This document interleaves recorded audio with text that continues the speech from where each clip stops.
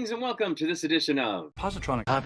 I'm Barry P. Cook. I'm here to talk to you about the season 1 finale of Wolfpack, and it was called Trophic Cascade. At the beginning, we find that Baron has been stabbed, of course, and Everett thinks it's a good idea to pull the knife out right from the middle of his chest, which, of course, that's not a good idea. Baron, meanwhile, seems to be tripping balls and envisioning himself in a lounge chair in the middle of a sparsely equipped emergency room, wherein the mirror shows him a reflection of Everett. So I guess he's Everett. And in fact, some medical professionals then enter the room and call him Everett. He's then visited by his parents, but instead of his parents, we see Sarah Michelle Gellar's character and the park ranger dude as his parents. When he says that he saw the wildfire, these fake parents of his revert to their usual clothing of their actual characters on the show, as opposed to what they were wearing when they were supposed to be his parents. And he's given extra anesthetic through an IV before, like, wolfing out. Then Baron is apparently Blake, reliving the crash that killed her mother, once again represented by the Sarah Michelle Gellar character. Next, Baron appears to be Harlan, eavesdropping on a conversation between the park ranger dude and his partner, talking about the incident Luna had with her horse when she was a kid, and it appears to have been taking place right after that event.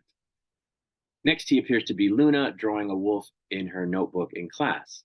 Then he seems to be himself again, having a conversation with Everett, who, in his vision, stabs him in the chest, which he was stabbed in the chest, but not by Everett. Anyway, then he appears to be Harlan again, having a conversation with Cyrus, which ends with him telling Cyrus to run as he walks out. Then it's the next day, and he's running through the woods naked and casting the shadow of a wolf, before running into the younger version of himself and the park ranger dude, who shoots him, which seems to snap him back to reality. In that reality, Baron is slowly bleeding to death, and he isn't going to stop bleeding until they get the silver out of him that was put into him when the knife went in, because it was coated with silver. Next, the mystery voice calls them and says that if they let him die, it breaks the link between all of them and they'll go back to being normal. And Blake says she's fine with that, let him die. It turns out that each of their abilities, the super hearing, the super sense of smell, the strength, and speed, all come from Baron, as well as that his superpower is that he can turn people into werewolves, which I guess the rest of them couldn't do if they were to try. Anyway, Blake and Everett seem to be at odds over whether it would be a good thing or not for him to die. Blake is for it, Everett isn't, because he thinks that it's the abilities they have that will allow them to help people and protect people, but Blake worries that they could end up hurting people with them as well. Harlan goes to see Cyrus in lockup, and the Sarah Michelle Gellar character lets him talk to him, but she also convinces Harlan that she doesn't think Cyrus is the arsonist any more than Harlan does. Cyrus confesses that while he didn't set the current fire, he did set a fire that burned down a condo when he was a kid. It turns out that Luna was able to listen into this conversation even from outside the room, because Harlan had turned on the white noise machine in the office, which Sarah Michelle Gellar's character promptly turns off when she goes back in there, seemingly realizing that it was enabling Luna to hear what was being said in the room. Then the cops show up and say that after an anonymous tip was called in, they found a huge pile of bodies down a shaft at the construction site. Blake ends up having to bring her little brother over to Everett's, which is where Baron is recuperating, and he can't even go into the room because upon seeing Baron, he becomes terrified and keeps repeating, fear and pain, fear and pain. Sarah Michelle Gellar's character worries that once the FBI gets involved, she'll be pushed out of the investigation, and asks the park ranger guy to level with her about what he knows, prompting him to ask if she trusts him. And she says, I didn't at first, but once I saw you with Harlan and Luna, that changed. And at that point, we get a flashback to an earlier day when apparently Harlan, Luna, and park ranger dude were asleep in their house, and Sarah Michelle Gellar went in and got nice up and close and personal with the kids, caressing them and stuff. It's very strange. In talking with Danny, Blake and Everett realized that the three of them all touched hands with the Sarah Michelle Gellar character at one point during this whole season, and that this seems to have marked them as safe and not a threat, so that Baron wouldn't kill them. And they suspect that she's the voice on the phone. After this, the kids, minus Blake, and park ranger guy take Baron to a hospital. Social services shows up to take custody of Danny and Blake and separate them. For some reason, Sarah Michelle Gellar's character is there, and she talks about how Blake's skin looks great, even though it didn't always, because it was helped by something, and about how they, whoever they is, could help Danny not be so beset by his communicative troubles, and even says that one could tell that she's not lying even without listening to her heartbeat, which of course indicates that she knows that that's how Harlan knows when someone's lying or not, which she talks about with him before. She says, you can tell I'm not lying.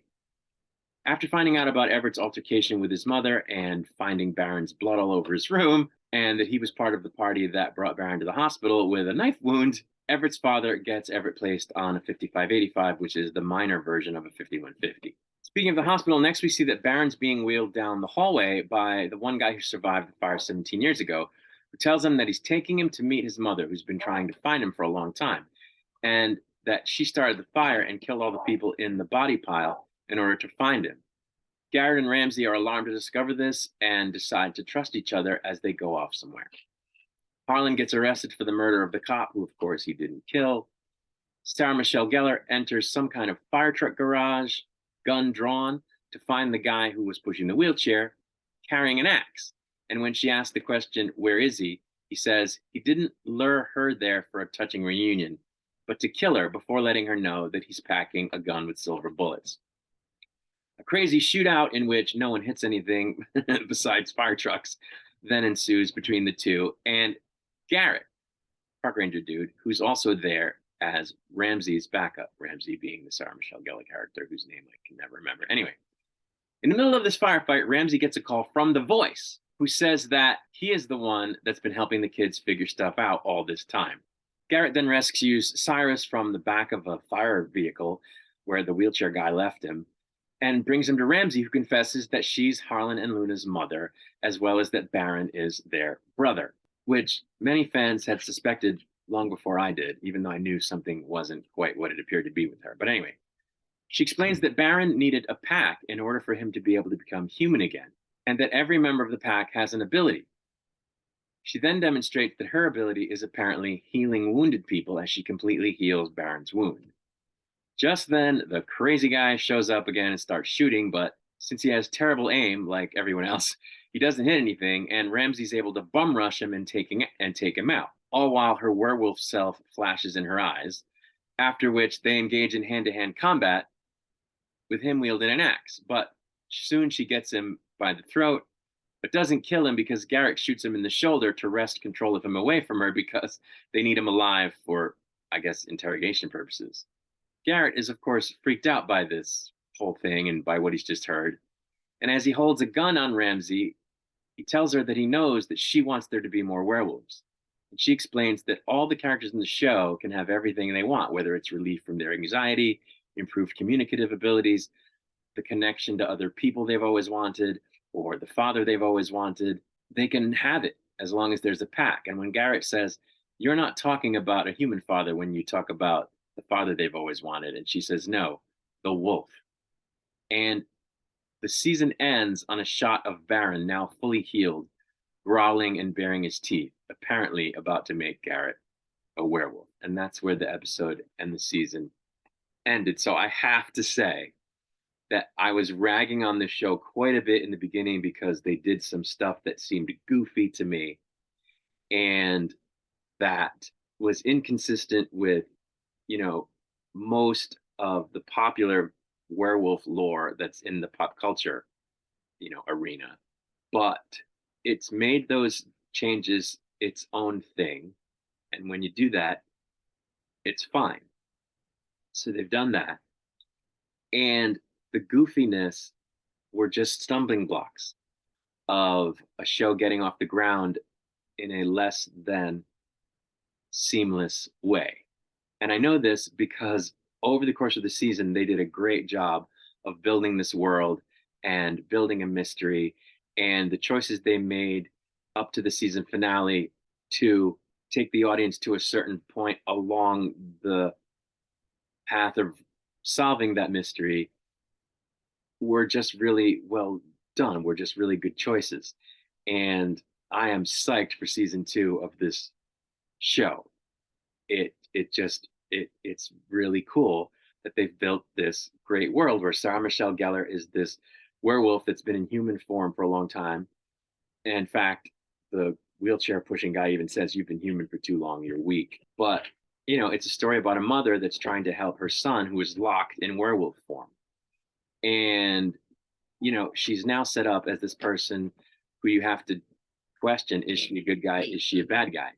Because I don't think she wants to kill. Well, I don't know. It's hard to say because it looks like she killed a bunch of people to get to this point. But why? Because she loves her kids and because she thinks ultimately the existence of a pack is better for humanity. So we have to determine in season two, is she crazy? Like, is she, a crazy person who's trying to reshape the world in her own, image type of thing?